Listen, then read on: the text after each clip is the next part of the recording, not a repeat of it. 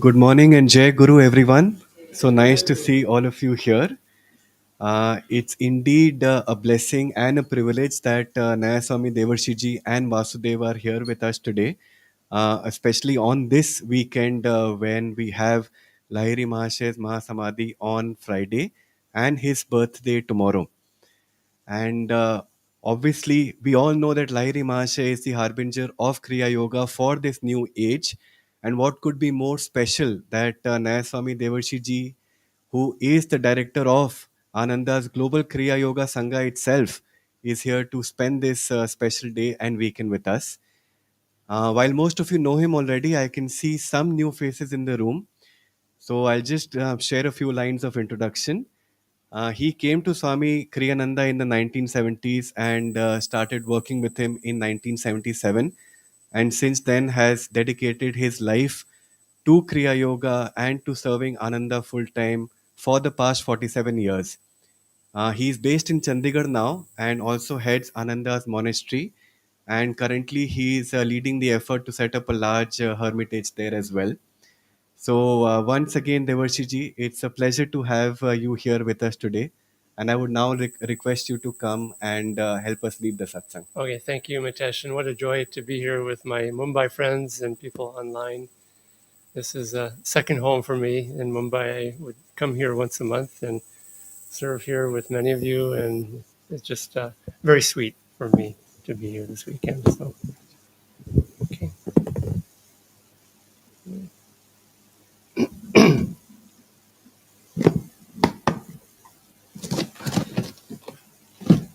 Sticky, humid harmoniums in Mumbai afterwards. Yep. Let's begin with a prayer. Heavenly Father, Divine Mother, Friend, Beloved God, Jesus Christ, Babaji Krishna, Lahiri Mahasaya, Swami Shri Yukteswarji, Beloved Guru, Paramhansa Yoganandaji, Saints of all religions, we humbly bow at thy feet. Divine Mother, we are your children.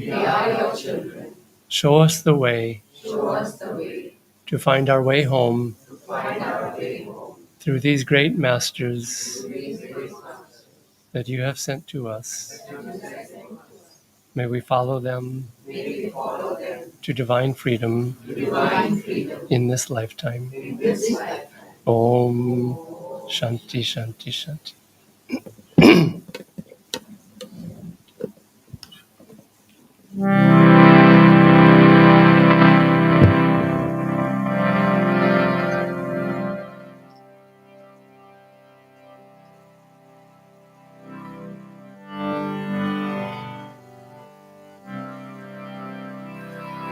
Guru Brahma, Guru Vishnu, Guru Devo Maheshwara, Guru Sakshat Parabrahma, Tasmai Shri Gurave Namaha. Brahmanandam Paramasukadam Kevalam Jnanamurtim Dvandvatitam Gagana Satrisham Tattvamashadi Laksham Ekam Nityam Bimalam Acharam Sarvade Sakshibhutam Bhavatitam Trigunarahitam Sadgurum Tvam Namami Twameva Mata Chapita Twameva Bandhu Chasaka Twameva Vidya Dravinam Twameva Sarvam Mama Deva Deva.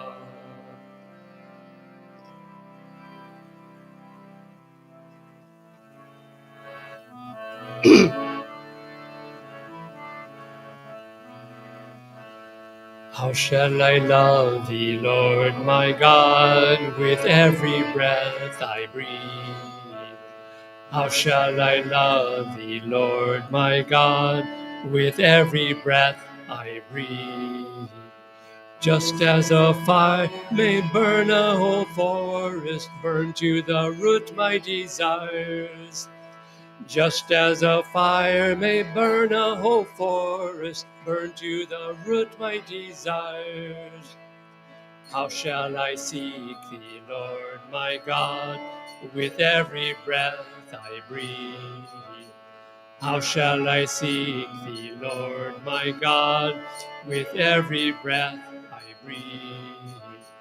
Just as a fire may burn a whole forest, burn to the root my desires. Just as a fire may burn a whole forest, burn to the root my desires. How shall I serve thee, Lord my God, with every breath I breathe? How shall I serve thee, Lord my God, with every breath I breathe? Just as a fire may burn a whole forest, burn to the root my desires. Just as a fire may burn a whole forest, burn to the root my desires. How shall I worship thee, Lord my God, with every breath I breathe? How shall I worship thee, Lord my God, with every breath I breathe? Just as a fire may burn a whole forest, burn to the root my desires. Just as a fire may burn a whole forest, burn to the root my desires. How shall I love thee, Lord my God, with every breath I breathe? How shall I love thee, Lord my God, with every breath I breathe? Just as a fire may burn a whole forest, burn to the root my desires. Just as a fire may burn a whole forest, burn to the root my desires. How shall I seek thee, Lord my God, with every breath I breathe? How shall I seek thee, Lord my God, with every breath I breathe? Just as a fire may burn a whole forest, burn to the root my desires. Just as a fire may burn a whole forest, burn to the root my desires. How shall I serve thee, Lord my God, with every breath I breathe? How shall I serve thee, Lord my God, with every breath I breathe? Just as a fire may burn a whole forest, burn to the root my desires. The fire may burn a whole forest, burn to the root my desires.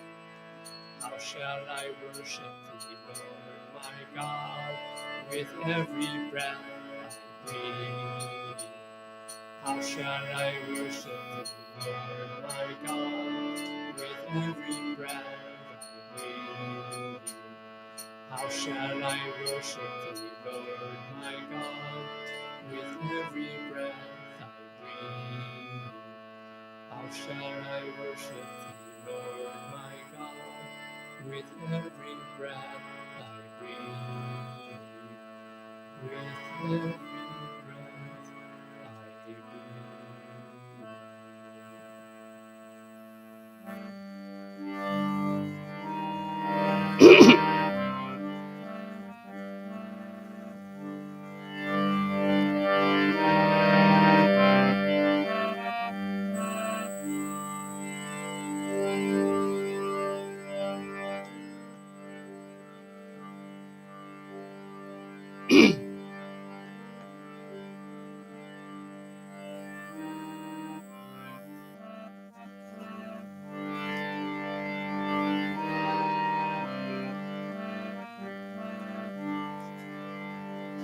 My Lord, I will be thine always.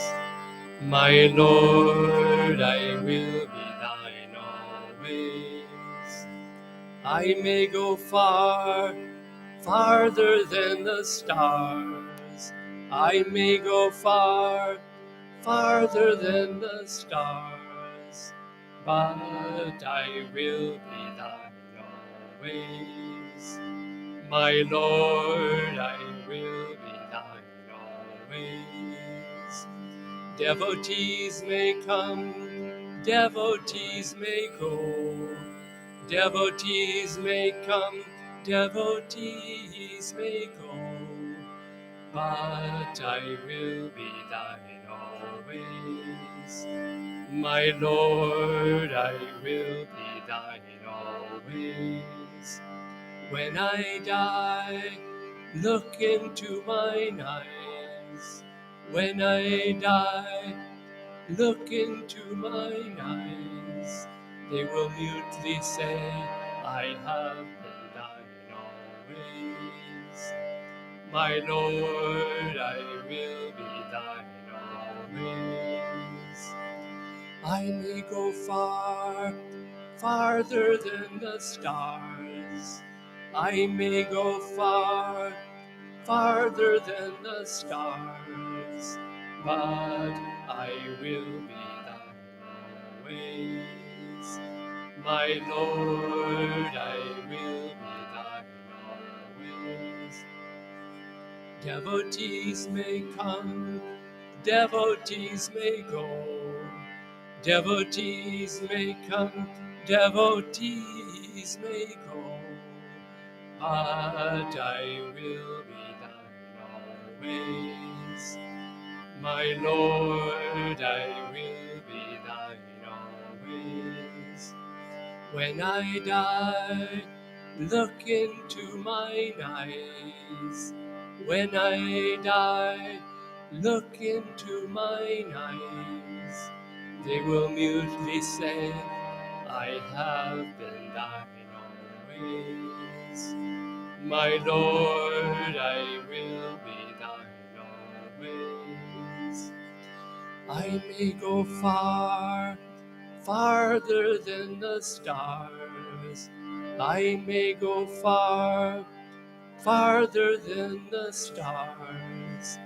But I will be thine always. My Lord, I will be thine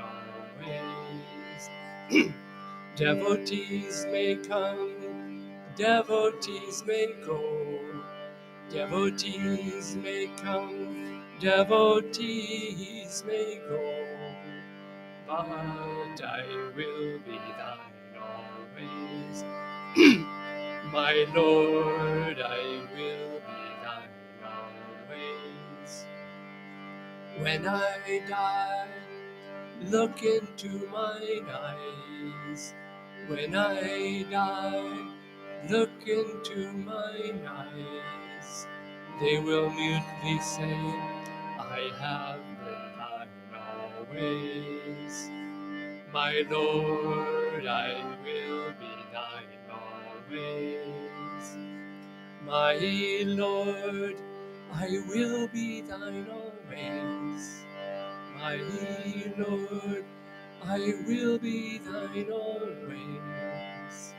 My Lord, I will be thine always. My Lord, my Lord,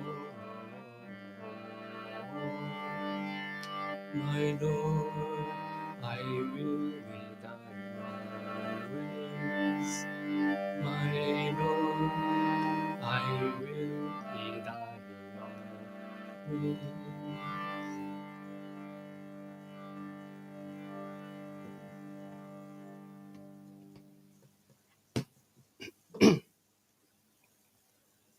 Let's meditate for about 15 minutes.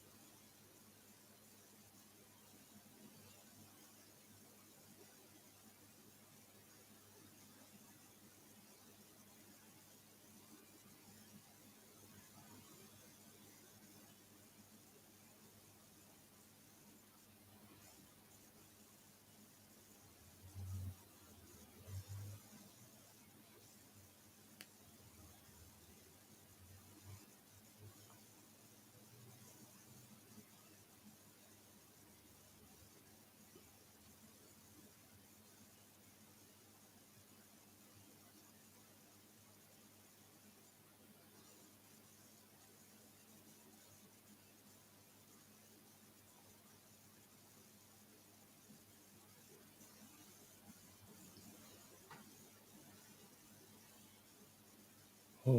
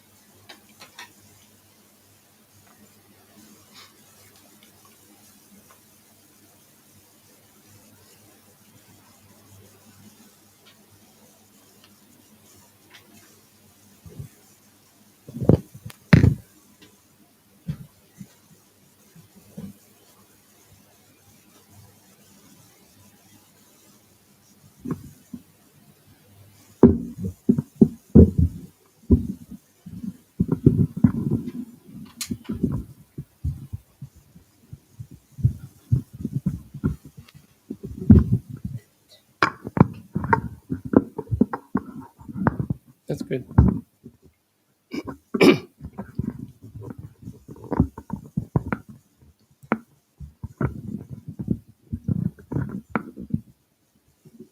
Again, welcome. What a joy to be here.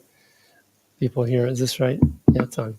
People here today in Mumbai, in Worli, and those of you who are online. This weekend is a very blessed weekend. It's the in between Lahiri Mahashaya's Mahasamadhi and his birthday. I always laugh at he had his Mahasamadhi before he had his birthday, which has me scratching my head. These avatars can do wondrous things that we don't understand. But it is a blessed time. These windows of when the avatars have come, our line of gurus have come. There is a window a little bit open to the astral plane. You know, we see this when Master inaugurated this tradition in America of having an 8-hour meditation at Christmas time. And at that time, when an avatar descends each year, there is the veil lifts a little bit, and there's more of a opportunity to receive their grace and their wisdom and their understanding.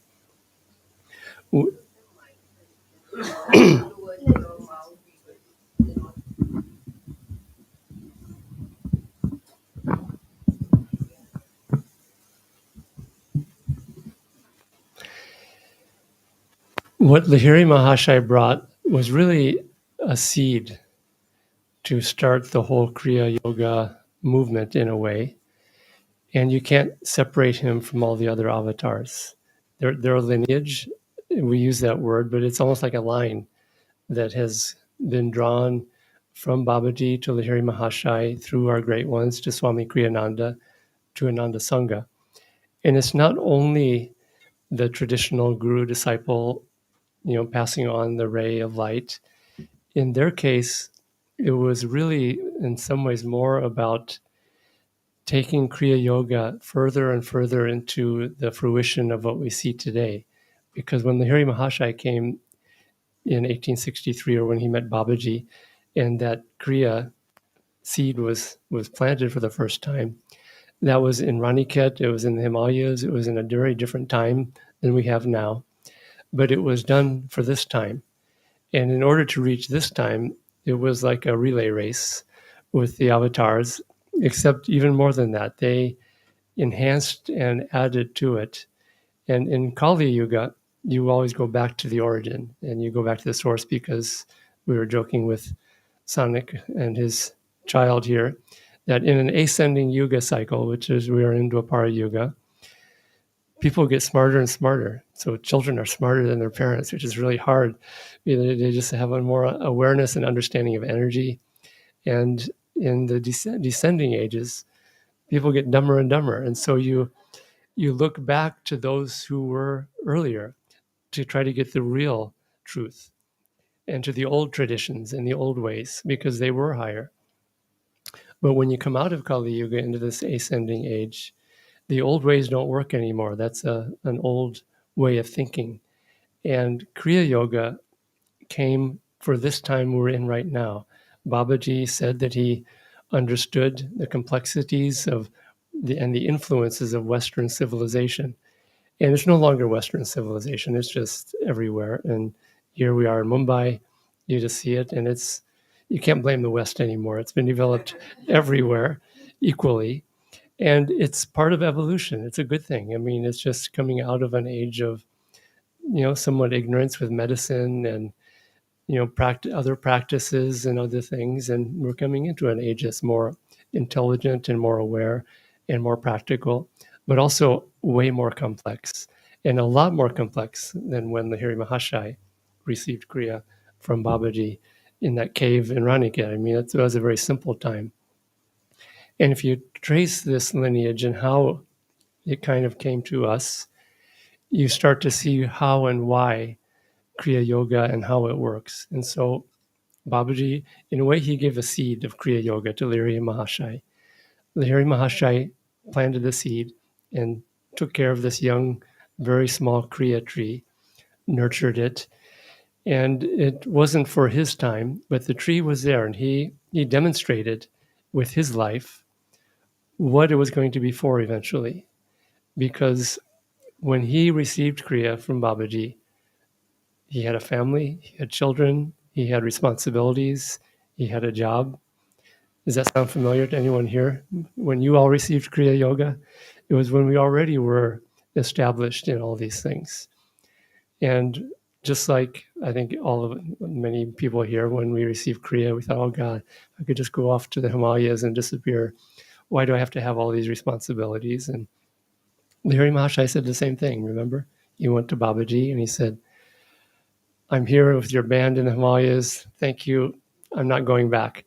And Babaji said, oh, sorry, brother, you have to go back and you have to go do your duties, because that's what this coming age is about. In that time, that wasn't the case. That was an unusual thing. But he was showing this is what it's going to be for all of us. And so Lahiri Mahasaya showed how to do that, how to be a yogi living in the world.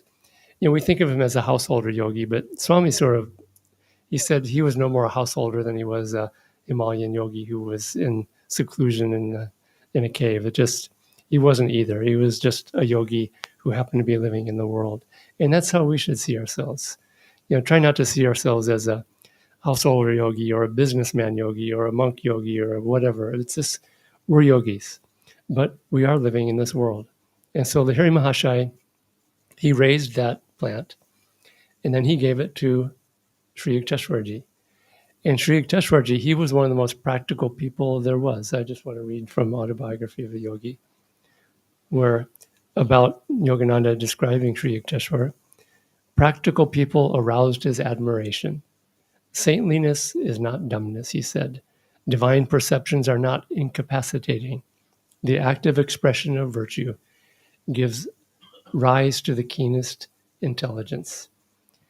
And so he came to present it as a practical science, something that would help us live our lives in better ways, in godly ways, not just in prosperous ways or outwardly better ways, but to be able to live a life in God while being in the world. And so Sri Yukteswarji understood the science of it. He was very scientific. Kriya is a science. It's a practical science in two ways. One is that you have to practice it in order to get results. And that's what practical means. It's something that we practice every day. But it also is practical in the sense that when we do Kriya Yoga in the right way, our lives start becoming better, not because miracles happen and God takes care of everything from then on, and we can be the dumb saint that Sri Yukteswar was talking about. It gives rise to the keenest intelligence and awareness, and you start being able to function in very practical ways. We have a monastery developing near Chandigarh, and we run like three sort of businesses. We run the Hindi Sangha, the Kriya Home Study course, and our monks do all the bookkeeping and keep the records and do all the technological work of online classes. We're now building buildings and working with architects and contractors and planting fruit trees and using the highest science of planting fruit trees even. It's not just, let's plant a seed and see what happens. And And I've been a gardener my whole life, and my first 14 years I was at Ananda Village. I was a gardener. I drove tractors and planted plants and worked in the soil. And I went for a year to agricultural college even to prepare for serving in a community that I hadn't found yet. And there's a science behind that. And so we're getting trees from the university that has the highest standards and varieties of trees. And so we have to use the keenest intelligence when we act in this world. And Kriya Yoga gives that to us if we do it in the right way. If we practice it morning and evening, Kriya Yoga starts to change our minds, change our awareness. It starts to give us more clarity, more understanding, more compassion and empathy and awareness of other people's realities. And it enables us to give more to people and to do things more effectively and to bring God into those things. It's not just about being practical. And I think, the West is good at practical. India is good at the spiritual science. And Master said both need to come together. And you see this in Mumbai. You just have the most practical business practices and methods and efficient road building and all these different things. And yes, we can't ignore that because we're here in this world. So while we are here, we're not going to be meditating 24 hours a day. Our dharma is to bring that keenest intelligence into everything that we do. And so that's where Sri Yukteswar was really, really brilliant at that. And what I've seen in the life of Kriya Yoga is that it really works that way. I share in the Kriya Yoga book that I wrote a story when I was working on Swami Kriyananda's staff. And there was a big construction project building all the buildings and grounds where he lived, but which is like a big community center in many ways. And when all the workers left and all the construction was done, I was left to kind of pick up the pieces of things that weren't finished, weren't quite working, which always happens when you have a construction project like that. And there was something wrong with the water pipes that was causing a rhythmic noise like every 37 seconds throughout the day. And just this loud banging noise, just regularly. And Swamiji was trying to write books, and it was like right where he was sitting, and it was really a distraction for him. And he kept asking me, "Can you get this fixed?" I called all the plumbers, all the experts. No one could figure it out. They tried doing certain things that are standard with that kind of problem. And they all left, and I was by myself. And Swamiji, Dave, where is that problem is still happening? And why aren't you fixing it? And one morning, I was meditating. I was doing Kriya Yoga. I wasn't thinking about the problem at that time, and I was having a good meditation. I wasn't like I was in samadhi or anything. But suddenly, the answer to the problem came to me, just unasked for, out of the blue. And it was a very unusual situation that was complicated by some other things that were going on in the house. And it was the answer. And could only have been found through superconscious attunement in a way, tuning into the highest level of a plumbing problem of all things.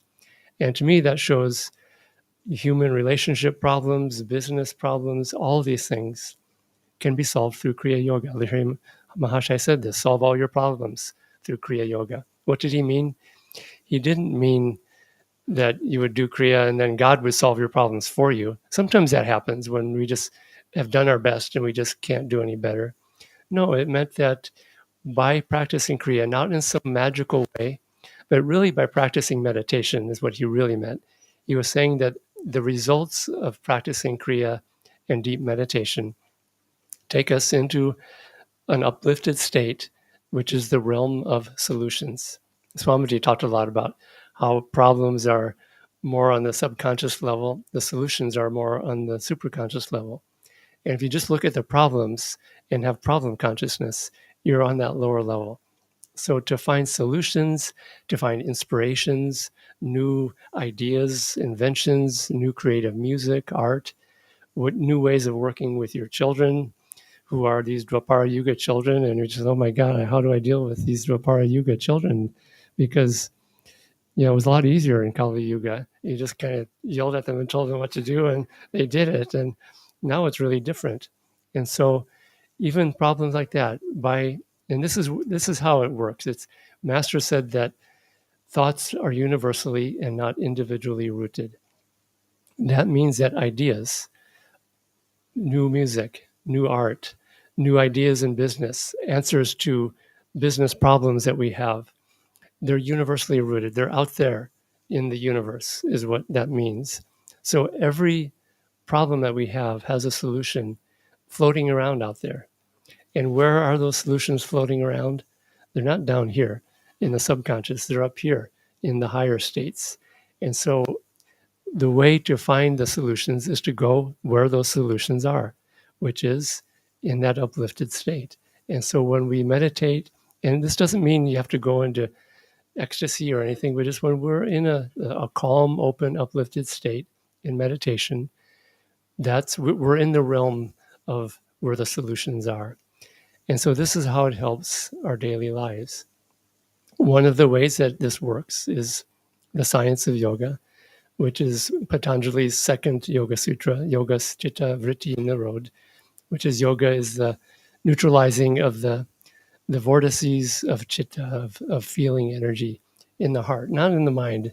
This is a mistake that a lot of translations have that Master and Swamiji corrected. It's of the heart. And these chitta vrittis that Patanjali was talking about, these are the agitated feelings of the heart. And when we have these agitated, restless, anxious, fearful, angry, desire, upset feelings of the heart, it clouds the mind, it clouds the brain, and we can't see very clearly. And you see this expression, someone was blind with rage. And it's very true. When someone's in an intense emotional state, they're blind. They just can't see what's going on in front of them, and they can't solve the problem in front of them. And even in smaller ways, you don't have to be blind with rage. You can be just, upset or restless, and you don't see clearly because the waves of feeling are like ripples on the mind that cause distortion and don't allow us to perceive properly. And so this is the science of yoga that Lahiri Mahasaya Sri Yukteswarji brought. Sri Yukteswarji's training of Master was really practical because Master was, his nature was just this bhakti yogi. And, I heard someone called him a bliss bunny. That's this derogatory term in the West. That person just a bliss bunny. Their head is in the clouds and they're just not all that smart. And he wasn't really that. I mean, he was an avatar. But his inclination was, remember when Sri Yukteswarji had him doing the ashram duties and organizing things in his ashram, he got out of there as quick as he could. He went to the Himalayas because he just didn't want to have anything to do with duties and organizations or anything. And Sri Yukteswarji pulled him back through his power, and Master had to learn those things. And he was extremely disciplined by Sri Yukteswarji, extraordinarily so. And he was trying to show him, no, this is what the Kriya tree needs now. So Sri Yukteswar took that Kriya tree, watered it with his science approach and practicality, and then he passed it on to Master, but with this extremely rigorous discipline. Swamiji tells the story, I think many of us have heard, where Master was in a large crowd of people at a satsang Sri Yukteswarji was giving, and Master went to get some water or something like that, and his foot just tripped a little bit over the edge of a rug and just turned it over a little bit. And Sri Yukteswarji was scathing and scolding him for, come on, you can't just blissfully walk around and trip over rugs and things. You have to be really in this world and show people how to behave. And a lot of Sri Yukteswarji's teaching was learn to behave. And Master himself says that he had an undisciplined mind. And I think the avatars were all doing this just for our sake. It was like they were actors on the stage going through a movie, and we watch the movie and we learn from the film and from the different actors and how they interact with each other. And so Master was trained in bringing it into the very heart of materialism, which was to come to the West and bring it to New York City and Boston originally, then to Los Angeles, and to show how these methods of Kriya and bringing God into our lives can and must be integrated into a modern, crazy life. and lifestyle that we have. And it had to start there rather than in India at that time, because that's where this way of life, this Western approach of business and everything began there. And so he went right into the heart of that and brought that there and proved that it worked there. His most advanced disciple, Rajarsi Janakananda, he was a millionaire many times over, started off in poverty, not even having shoes that he could wear, and became very successful. And he was Master's greatest disciple, again, showing this is the time and how we need to do this. And it's not to become, more better or prosperous. It's wherever we are, whatever our dharma is.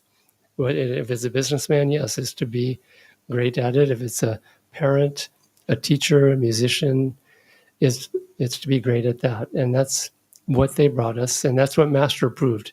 That was the proof of concept in Los Angeles and with the business people of those times. Then, and here's where I believe Swami Kriyananda was really and is the next step of that tree, because Swamiji, as Master's disciple, really understood that Master wanted to bring these teachings and bring them out everywhere and into every corner of everyone's life. And some churches and organizations and traditions say, oh, you need to come to us for the teachings. You need to go to this Los Angeles or this place. And Swamiji was, no, we are bringing it to you, to your door, inside your house, right where you are working. We have these corporate workshops in the offices where we bring the teachings of Kriya Yoga. And so Swamiji, that was his really greatness of taking that Kriya tree and showing, and that's why he wrote over 150 books, because to show how Kriya can be applied in family life, relationships, raising children, a whole school system that has begun, that started with Swamiji, that are drawn from Lahiri Mahasaya originally, and this whole lineage and how that light came through. In a way, it's almost like a plant is not a good analogy because it's a thing, but it's more like this light came through all of them one by one. And as the light went through each one, it was transformed and transmuted into something greater and better and in particular for where we are right now. And so where we are right now, coming from Lahiri Mahasaya, is that light has come through all these great masters and been through the alchemy, as Sri Yukteswar talked about it, of just working with these teachings and bringing them into every part of our life. Now, here we are now as Kriya Yogis. We're in Mumbai, we're all over the world. And how do we live that life of Kriya Yoga as Lahiri Mahasaya demonstrated to us? And it does go back to what he taught and how he lived. He lived in the world. He practiced meditation. He was very simple. He wasn't obvious as a saint. People ask, where are the saints these days? Oh, there used to be so many saints and masters, and they're all gone. Nanda Mahima, Yogananda. And I just want to knock people on the head and say, open your eyes and look around. And, if I honestly think that the people who say that, if they walked down the street and Lahiri Mahasaya walked the other way, they would not even glance, because they would just see maybe a worldly person, just a normal person.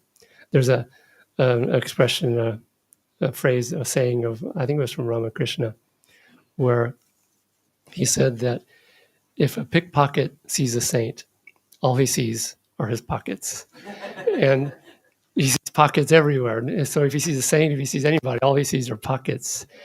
And what that means is that where our minds are at, that's what we see.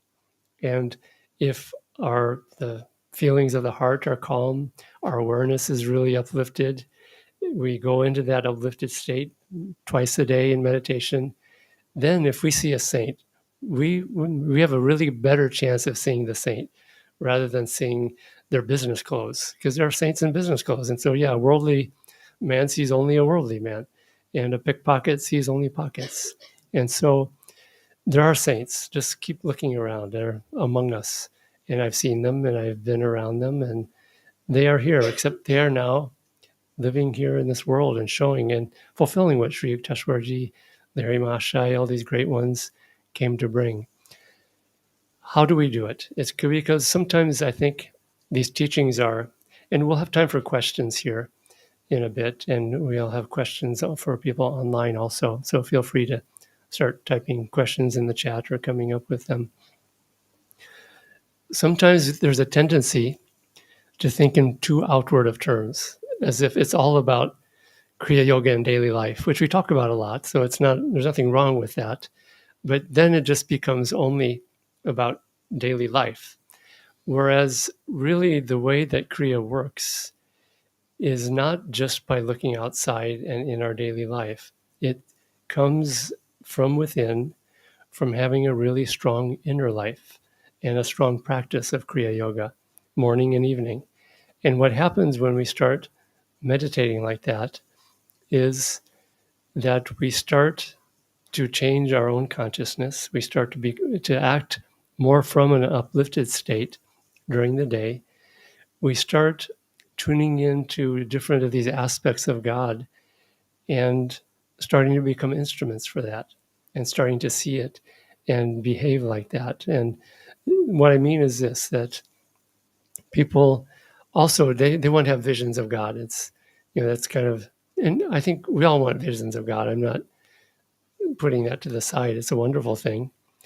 But in a way, that's not what Master emphasized.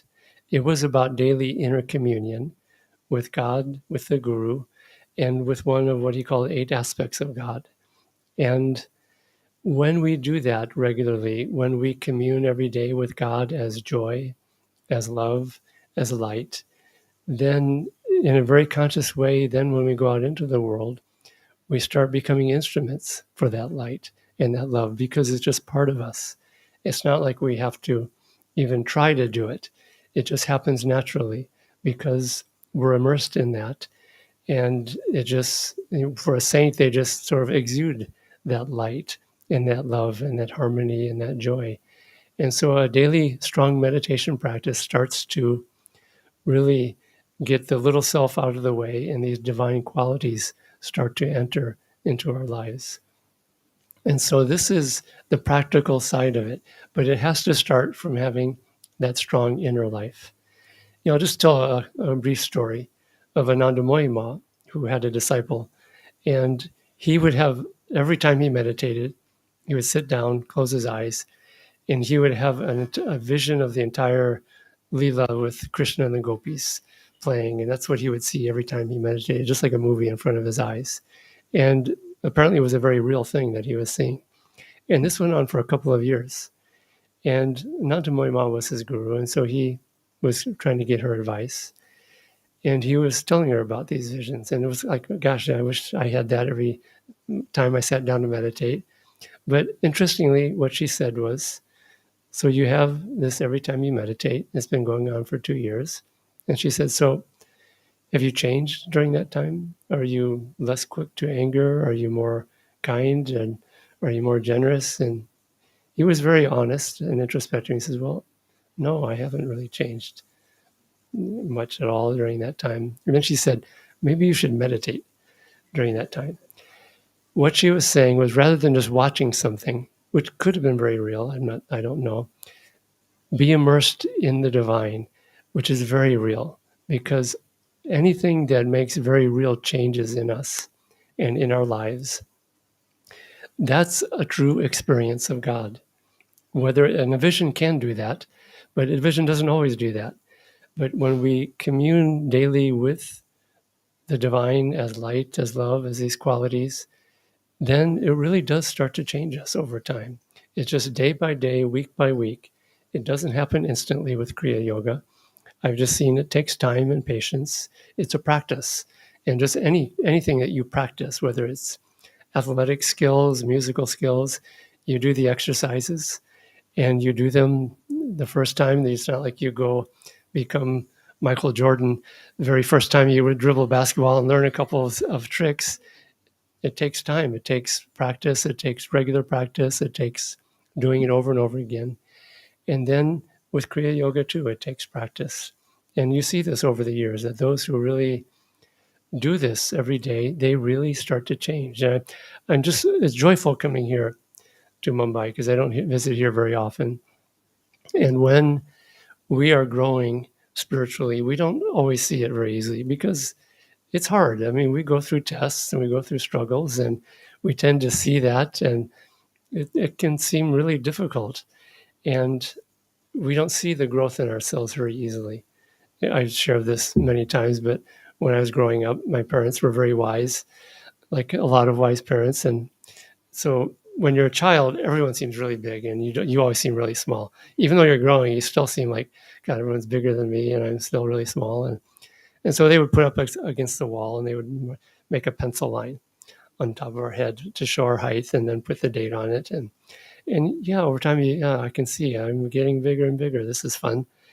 And what's a joy coming to Mumbai, because I get to see many of you after a year of not seeing you for a long time. I see the marks are going higher and higher because there is growth. And I'm very sincere when I say that. It's just really a joy to see that in people, because some of you here I've known since maybe 2015 and 16 when I first started coming to Mumbai.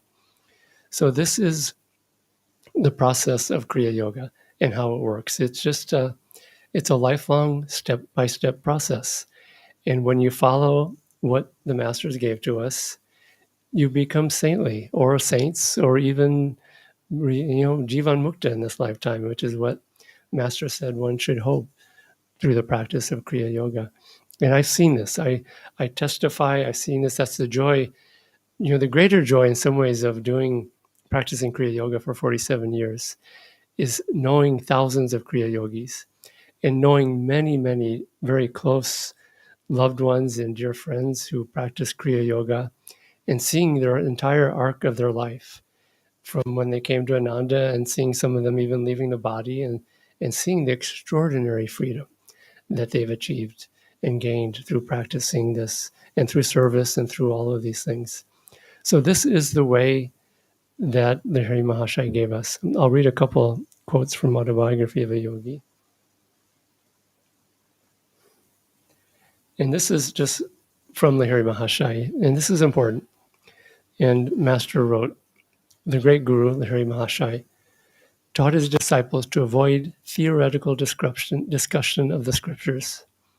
He only is wise. He devotes himself to realizing, not reading only, the ancient revelations. Solve all your problems through meditation. Exchange unprofitable religious speculations for actual God contact. I love that phrase. It's just so practical and clear. Exchange unprofitable religious speculations for actual God contact. Clear your mind of dogmatic theological debris. Let in the fresh healing waters of direct perception. And when those healing waters of direct perception come, that's what I'm describing. That's why our lives become more effective, more harmonious, more joyful.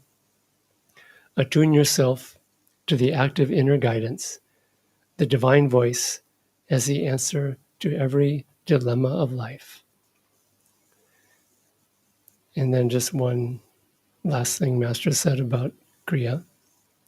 A yogi who faithfully follows its technique is gradually freed from karma, or the universal chain of causation.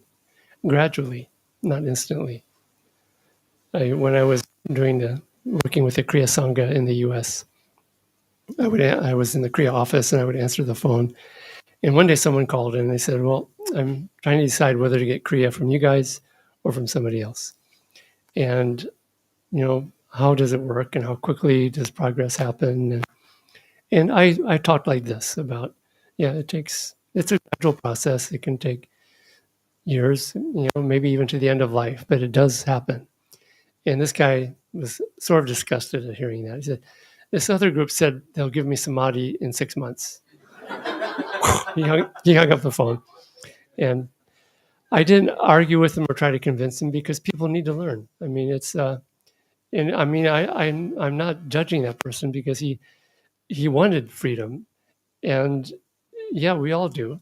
And if someone comes up to us and says, I'll give you freedom in 6 months, and oh, you're going to have to work a whole lifetime at it, and it's only going to come gradually. Yeah, that's easy to go with a 6-month route. But I haven't seen that to be the case, and that's not what Master said about how Kriya Yoga works. It just takes time, persistence, working with the Guru, trusting the Guru, going through tests with the Guru, having your Guru Bhais, having satsang. I can't say enough, not just about how helpful satsang is, but essential to have Guru Bhais really over the years that we can lean on when we're falling over, and they lean on us when they're falling over. And this is the joy of Ananda Village over the years, is that when you live with a couple of hundred people who are good friends over the course of the decades, you see their imperfections, you see their issues, and issues with all capital letters sometimes. They're just human beings like all of us. They have their karmas. And the joy of that satsang is that there's no judgment. Everyone who's there at the village, they know we all came for moksha. We all came with our own karmas, and let's help each other get there. When someone explodes in some way, which is rarely happens, but people, it's more delusions come and doubt and maybe despair or negativity or getting pulled away through some habit or something like that. People come and try to pick them up and offer a hand. And this is the power of satsang, but also just the spark that people have. Because I think for myself, when I came to Ananda Village for the first time I set foot there, Swami Kriyananda was away.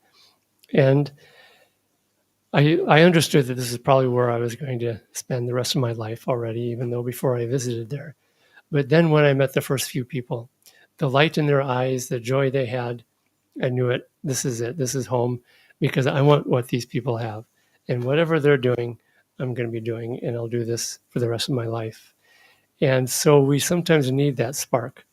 And I think that's one of the powerful things for those of you who are serving here, who have been here for some years, is that when some new person comes in the door, it's in some ways, I think it's more of a selling point to see one of you all sharing that way than to see one of the masters sharing that way. Because people here in Mumbai, they see there's a Mumbai car, just like me. They're in the business world, they're raising a family, they're a mother, a father, and look what they have.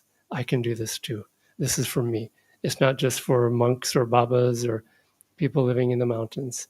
And that's why it's so important that people get to see and be part of a sangha like this. And for new people coming in the door, there's a power to that. I think for all the people who come, we had a discipleship ceremony yesterday at Mud Island, and some new disciples, and they came because they see the people, they see these disciples who are here, and they look and look at that person and that person and that person too. It's like everybody seems to have something here.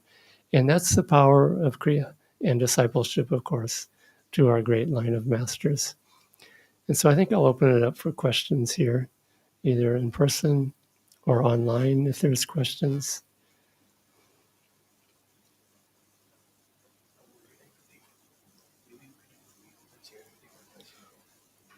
Oh, I can stand still.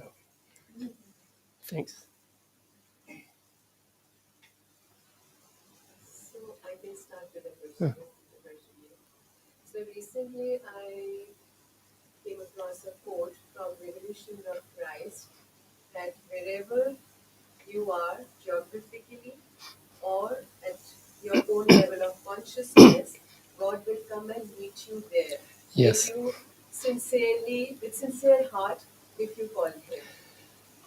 So Yes. one is that I want to definitely understand more about this particular quote.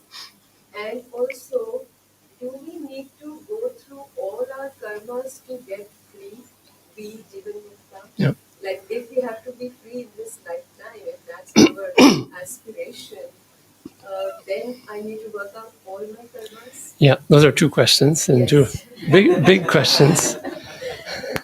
And two good ones. The first one was something that she read, it's for those online who might not have heard, that Master said that wherever you are, either geographically or karmically or family or career, wherever you are, God can come to you right where you are. And you don't have to go anywhere to find God. God will come to you if you are sincere and if you do things like we've been talking about. And that's absolutely true. I discovered this when I was looking for my guru. In those days, it was the 1970s in the US. There was no internet. And so it was hard to find a guru in those days. And I'd met a few teachers who, you know, claimed to be gurus, and maybe one or two might have been, but I knew it wasn't my guru. And I was seeking, I was roaming the hills of the mountains of California, trying to be a hermit, trying to find God there. And finally, I remembered or heard a quote that said, "When the disciple is ready, the guru will come to him." And that was an aha moment. Okay, this disciple is not ready. Maybe this disciple needs to get ready rather than about going to find the guru wherever I try to go. And so that's what I did. I had the opportunity to go to college for about a year and have it paid for, and it was very easy. It wasn't like I was studying hard. It was more just having a simple lifestyle in one place where I would do sadhana every day and meditate in the ways that I had learned at that time. And so after 6 months of that, the disciple was ready because suddenly Master came to me and told me about Ananda, and this is what launched me to find Ananda. And if I had still been out there looking everywhere, I don't think I would have found it. But I started working on myself and saying, okay, Master, I need some humility. I need some more openness. I need some more discipline. I'm ready. When you decide I'm ready, yes, please take me. I'm yours. And it's the same with that. Whatever karma we have, and that's why I think the story of Lahiri Mahasaya is so perfect, because he was already married, raising children, had a career, which he couldn't leave that. And Babaji miraculously called him up to Raniket. And if it wasn't Raniket, it would have been somewhere else. It's not like it was all about Raniket. It wasn't about that place. And so that's where God can come to us, wherever we are. God is omniscient and omnipresent. So to think that we have to go somewhere to find God is kind of a ridiculous sort of false notion in our heads. The other question was, in order to become free, do we have to work out all our karmas in this lifetime?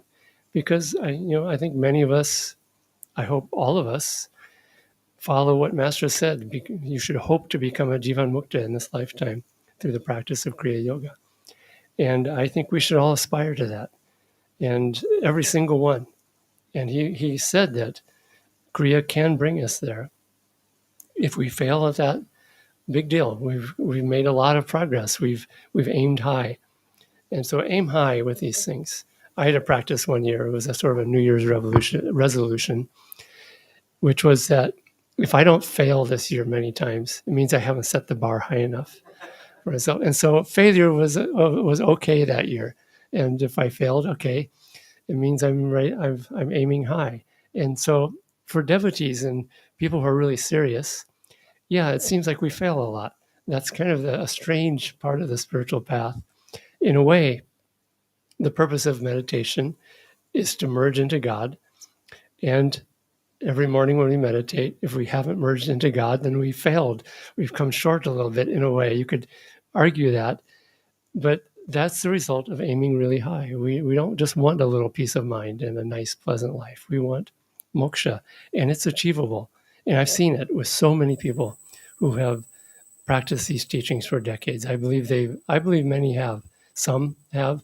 Others have achieved such a high degree of freedom that it's that close. And so, do we have to work out all of our karmas? No, we don't. And that's moksha is not working out all of your karmas. People have a very mistaken idea that liberation means working out all your karmas. It doesn't mean that. It means, and moksha means being free of the bondage of ego that creates karma. And when we are free of that, Swamiji described it as the post of ego with a rope tied to that post that's tied to us. And when we sever that rope that ties us to the post of ego, then we are free. That's very mundane way what liberation might be, moksha might be like. But he said you still have karmas at that point. And Master said this too. But those karmas, when they come to us, they don't touch us because we're no longer tied to that post of ego. And so a karma can come and it won't even affect us, or it will affect the body, but we'll just feel the same bliss as whether that karma came or not. But a lot of karmas do get dissolved and freed through Kriya Yoga. And people have this mistaken notion that I have to be in the world because I have to work out my karmas. And what people are really saying is I have to work out in the world because I want to create more karma, because that's what it is. And I'm not talking about anyone here because we are in the world. We are where God put us already when we came onto the path of Kriya. And so we have to find a way to live in this world and not create karma and to work out our karma. And the way to do that is just everything I've described. When we live in God, meditating morning and evening, we fulfill the dharma, the duty that God has given to us to come in this lifetime to do, to raise a family, to be successful in business, or to be a grand failure in business. I mean, somebody said there are people who came with the dharma to be a glorious failure in something because it's what they needed to learn. They needed to learn that, yes, I failed it, but I'm still a child of God and I'm still free inside because the ego is not there. And so it's all about getting rid of the ego. And so this is the battle really for the disciple, is dissolving the bondage of the ego. And when the ego is no longer there, when it's dissolved, then our actions, some Master said, are like writing on water for the Jivan Mukta, because you still act, but you're acting in God. And so it's writing on water and it just disappears right away because there's no desire of ego in that action. And so this is where selfless service is liberating, because anytime we serve others and serve God in others, our ego is being dissolved.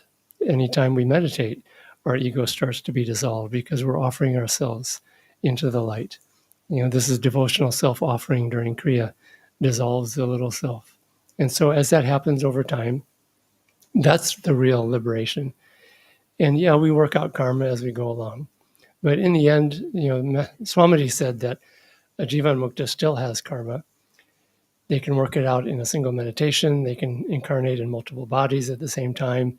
They can work it out very quickly and easily because it's still there. It's still an action that has some connection to them, but it doesn't cause suffering is the thing. This is where karma, when it comes, it can cause suffering or not. That's the thing. It's not the karma that causes suffering. It's our ego that suffers and reacts. And so when the ego is dissolved, the karma comes and there's no reaction to it. And so that's the goal. And, Swamiji said even that a Jivan Mukta can even sort of hold on to some karma to bring them back to help others, because you need some karma to be drawn back. But you're free inside, you're not creating new karma. And so this is the goal. It's not to work out all the karma that we have. Kriya does work it out much more quickly and dissolve it. And I think to some extent, a certain amount of karma has to be released to allow us to be light enough and free enough to even want to seek God and to find God. So those here are actually very close to the end of this long, arduous journey through time and space and through, I think Swamiji said, maybe as many as 40 million incarnations to get to the end. And I think everyone in this room is really close to the end, whether it's one lifetime or 10 or 20 or 100, it doesn't hardly matter at that point. It's a long journey has already been taken and we're close. So any other questions?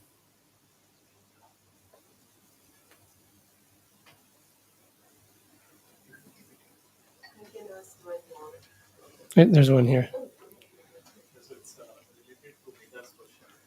When you said that you see a lot of saintly people in the world, do you mean Jivan Mukta or? I don't know. And I tend not to overanalyze. Yeah. I think I've seen with Ananda, I think I've seen some who are free. Yeah.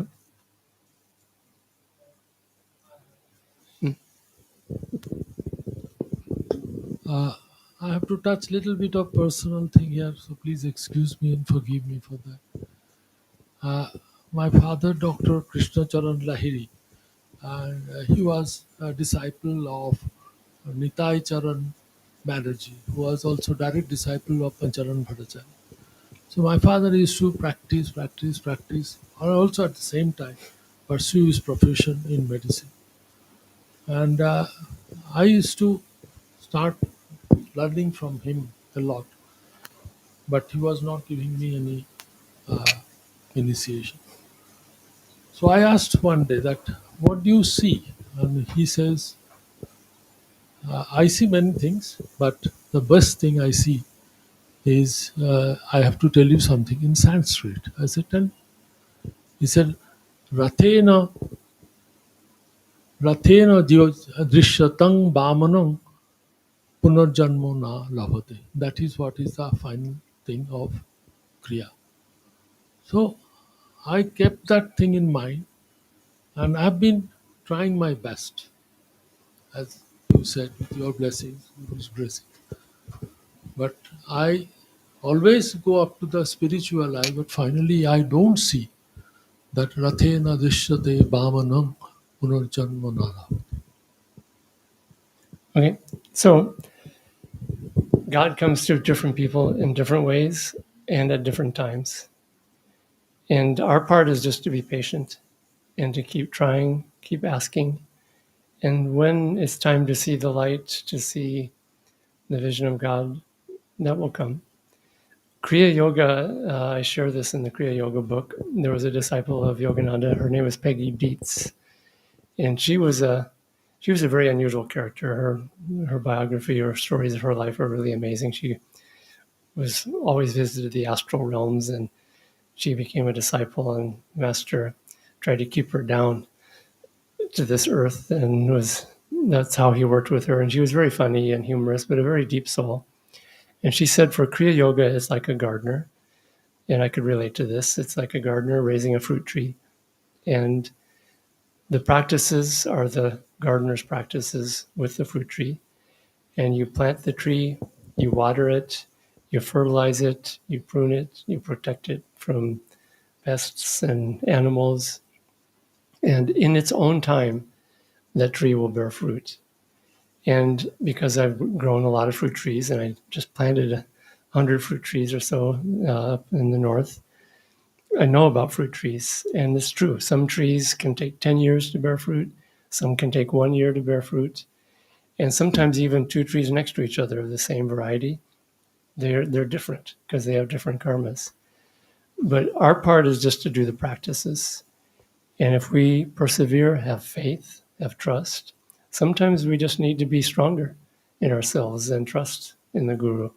This is something that I've learned in recent years, is just to have trust in God and the Guru, no matter what happens. They know what they're doing. They're taking care of things. They're taking care of my liberation. I absolutely trust them in that. And if they want to come to me as light, as vision, as tests, I trust that they know what they're doing, and I accept what they give, whatever it is, whether it's a test or whether it's the light. It comes from them. And our part is just to keep doing the practices sincerely with devotion, keep asking for it, asking for the best. But when they give us a test rather than the best, then we just, okay, Master, I understand that this is what I need to grow spiritually. And sometimes some people who may not even be as advanced, for them, an experience of God as light may be what they need. Swamiji tells a very interesting story about a brother disciple of his when he came to Master. He was a young man, and he had karma to work out, but he also tended to have experiences. And one day he was lying in his bed, this man, and he went into samadhi in the astral realms. It wasn't the ultimate samadhi, but he just had this big, huge experience in all capital letters. And he told Swamiji about it, and Master said it was a true vision. A week later, he left the spiritual path and he left the Guru. And what Swamiji understood from Master is that this man, his karma was about to pull him away, but he also had some good karma spiritually, and angels who tried to help him by giving him that experience to hold him onto the path. And it wasn't enough, and he went away. And so, for one thing, having an experience of God is not necessarily a sign of spiritual advancement. I mean, he was someone who left the guru, so there was some lack there. But also, for some people, having that experience may not even be helpful. It may be harmful to have that experience because it would keep us from learning the inner strength and trust and patience that is unshakable that we must have. And so, we all have a different journey. They give us exactly what we need, no question. And this is where trust comes in. And I've just learned that even the greatest tests in my life, where it was intense pain and experience, they turned out to be the greatest blessings of my life because they forced me to go in a direction that I would not have gone in terms of just faith, of surrender, or some other quality. I would have a wise astrologer friend who talks about the planet Saturn, Shani, who everyone's afraid of Shani and just, oh my God, this is just terrible. And I'm in this period. And I've been in this Saturn period for the last 19 years. And there's been a lot of karma and just, physical pain, losing my wife, emotional pain. Just it was an intense period. And he's very wise. He said, that energy of that planet all these planets are just aspects of God. It's not like it's a person or a planet or a deity. It's an aspect of the guru for me.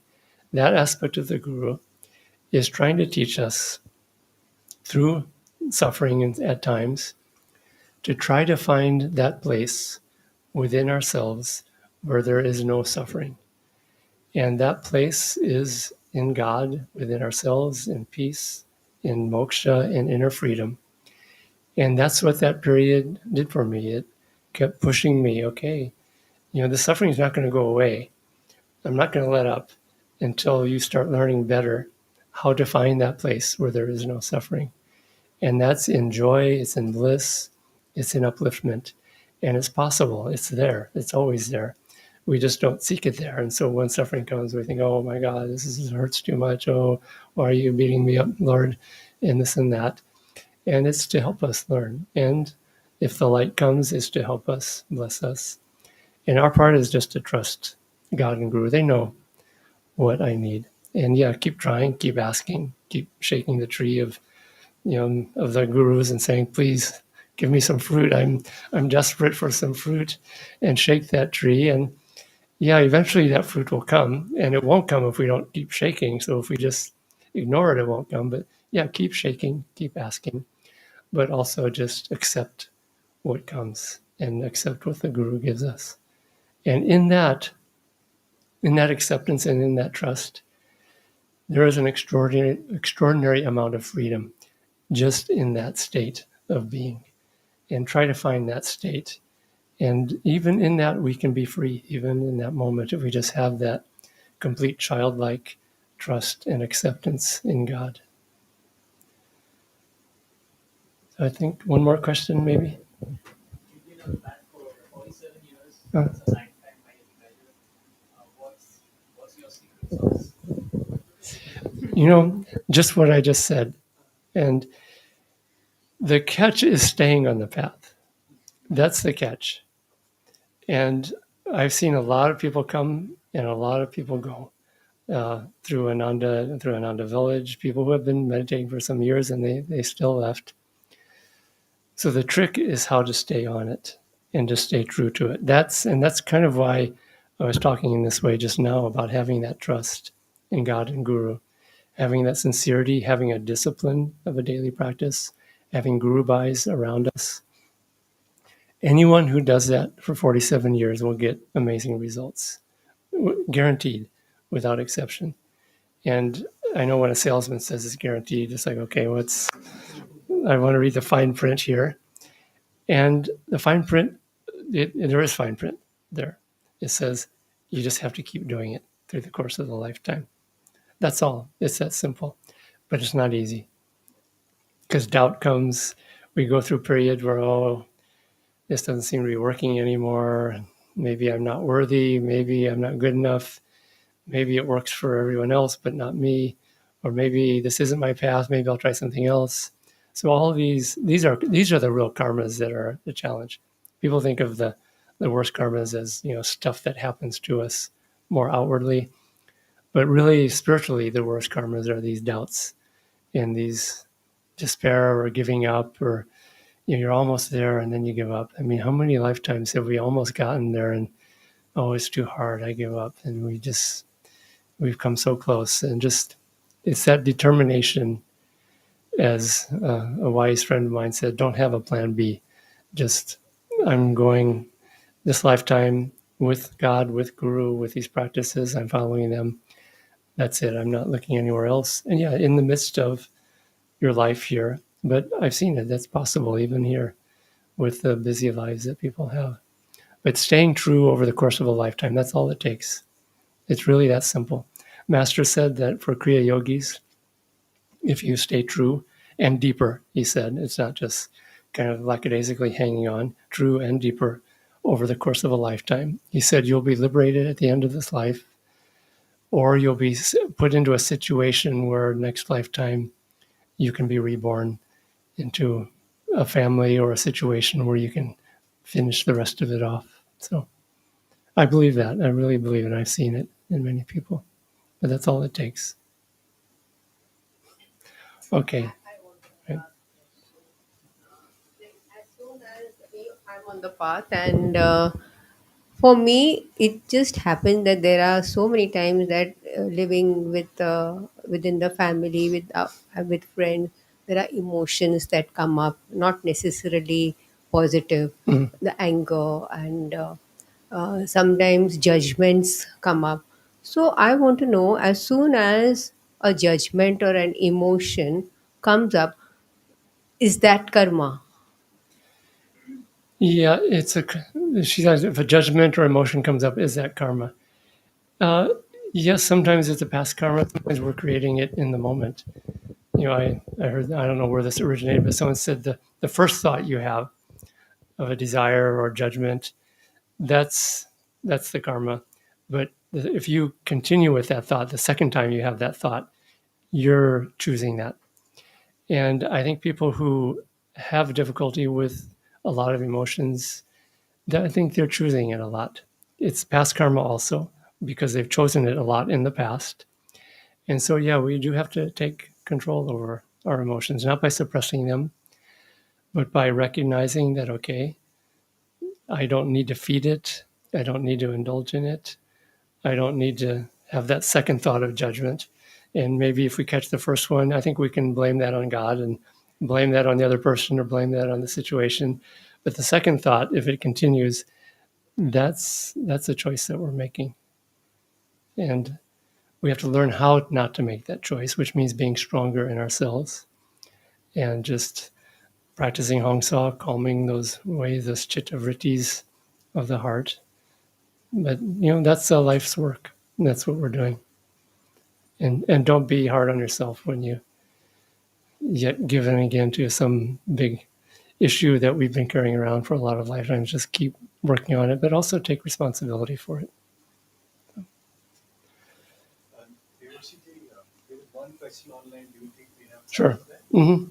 I'll just read it out. How do we ask for blessings to achieve success in a business venture for the greater good of all or for the greater collective consciousness of all, improving the environment of our growth in present times? Okay. That's a good question. And I think if people online didn't hear it read, you can go to the chat and see it. So can you read it again? It's a long. How do we ask for blessings?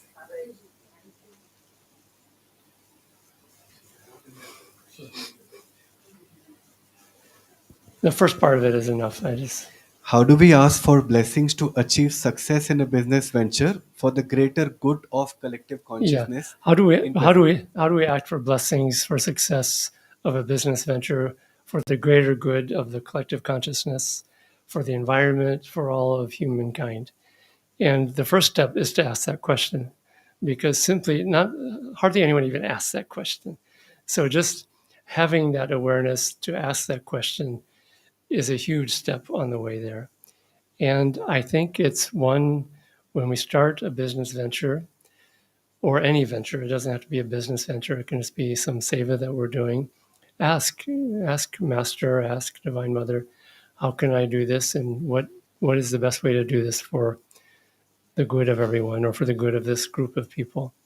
And that selflessness alone attracts the divine. The divine is saying, wow, someone's actually doing what I want them to do. And the divine wants to help people who have that selfless approach. And if it's a business venture, then I think that's tricky, because when it's a business venture, profit comes in and other egos might come in, and it can be very tricky. But I think it's just a matter of always having that vision and that sort of mission statement in our minds that this is what we're doing. And it also means every step of the way asking, okay, are we still on track here? Because it's easy to get off track with such things. And so just keep asking every step of the way, okay, what are we doing here? What are we trying to do? Is this working? Do I need to do something different? And then you have to listen, step, act, listen again, pray, always pray like that, and learn, because sometimes we learn from our mistakes. And I think mistakes can be good, because that is how we learn. And sometimes in a venture like that, yeah, mistakes are made. But if one is always asking and listening and paying attention, then we learn from those mistakes. So, yeah,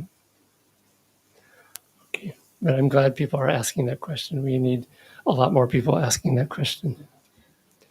I think we'll have arati and a blessing. Is that right?